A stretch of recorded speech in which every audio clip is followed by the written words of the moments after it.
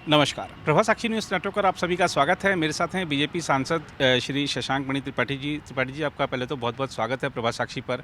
Lok Sabha speaker के खिलाफ अविश्वास प्रस्ताव का नोटिस दिया गया, इसे कैसे देखते हैं आप?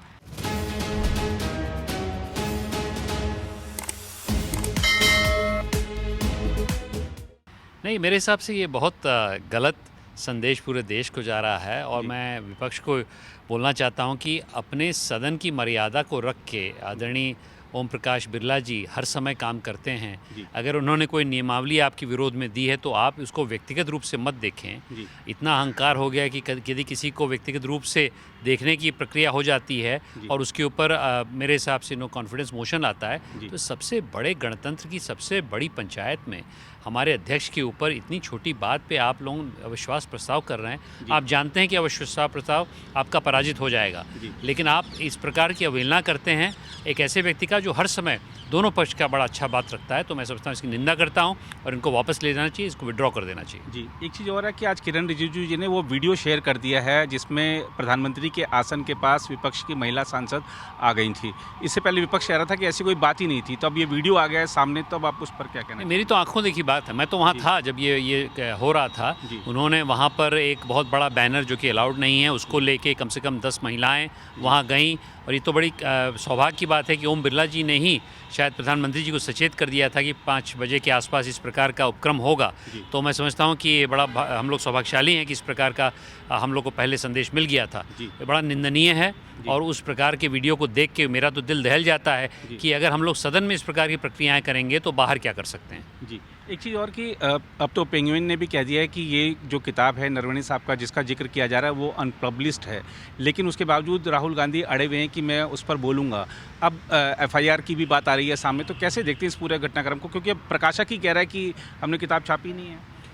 देखिए, पहले तो एक ही करीब 20 मिनट के सत्र में उन्होंने अपना बयान इतनी बार बदला। पहले जब शुरू किया उन्होंने तेजस्वी जी के विचार के अगेंस्ट कुछ बोलने के लिए अपने अभिभाषण के प्रतिक्रिया में, तो पहले उन्होंने बोला किताब है। फिर 5 मिनट बाद उन्होंने बोला किताब नहीं, कैरावान का आर्टिकल है। फिर कैरावान के आर्टिकल को बोला किसने पुश किया, किसी ने पुश नहीं किया। तो वही चीज़ बार बार देखते रहे, बार बार बदलते रहे। उसके अगले दिन ये किताब लेके आए, एक आपने देखा होगा, जो कि क्लियरली किसी भी आज प्रिंटर के पास जाइए और कोई किताब का मैन्युस्क्रिप्ट जो कि लीक हो जाता है बड़ी आसानी से, मेरे पास भी आ गया है, उसको उन्होंने पब्लिश कर दिया। इस प्रकार की धोखाधड़ी लीडर ऑफ द ऑपोजिशन कर रहा है। अगर किताब प्रकाशित नहीं है तो आप बोल दिए प्रकाशित नहीं है। उसमें बार बार मम्बल करना, बार बार बोलना नहीं पहले किताब है फिर कैरावान का है, ये उनकी एक तरह से नीति को दर्शाता है। नेता प्रतिपक्ष एक जिम्मेदार व्यक्ति हैं और मैं समझता हूं जब भी मैंने इनको देखा है राहुल जी को हर समय गैर जिम्मेदार जो बयान दे रहे हैं उससे पूरा देश व्यथित है। मैं तो समझता हूं उनके भी कुछ सांसद व्यथित हैं। मुझे मालूम है कि कई सांसदों से मेरी बात होती रहती है कि हम लोग खाने ऊपर भोजन बैठते हैं, चाहे वो कांग्रेस के हों चाहे वो अन्य पार्टियों के हों, व्यथित हैं कि इस प्रकार का नेतृत्व है जो परिवारवाद से ओतप्रोत है।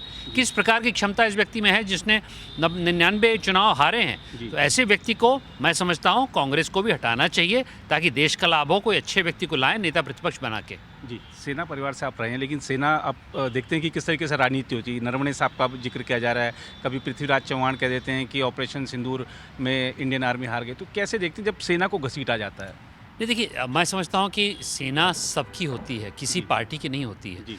तो इसलिए सेना का हौसला अफजाई करना, उनके हौसले को बुलंद रखना, जो सियाचिन के ग्लेशियर पे खड़ा हुआ है एकदम ठिठुरती ठंडी में, या जो समुद्र के में तैर रहा है अपने परिवार से दूर हज़ारों किलोमीटर दूर किसी सैन्य पोर्ट पे, या फिर कोई हवाई जहाज़ में सिंदूर में ऑपरेशन कर रहा है, या किसी ब्रह्मोस मिसाइल के लिए वो तकनीक लगा रहा है, वो अपनी कुर्बानी दे रहा है। उसको कॉर्पोरेट जगत में या किसी प्राइवेट सेक्टर में बहुत बड़ी नौकरी मिल सकती थी। अगर आप ही उसके पीछे पड़ जाते हैं और अपना राजनीतिक रोटी बेलना शुरू कर देते हैं, सेकना शुरू कर देते हैं, ये गलत है। आपको सेना का सम्मान करना चाहिए। ऐसा नहीं कि आप विपक्ष के नेता हैं तो आप सवाल प्रश्न कर सकते हैं, लेकिन सरकार पे होना चाहिए। सेना पे डायरेक्ट प्रहार करना गलत है। अगर आप भी लेना चाहते हैं देश दुनिया की तमाम जानकारी तो आज ही सब्सक्राइब करें हमारे चैनल को। साथ ही नीचे दिए बेल आइकन को जरूर दबाएं ताकि हर अपडेट आप तक पहुंच सके।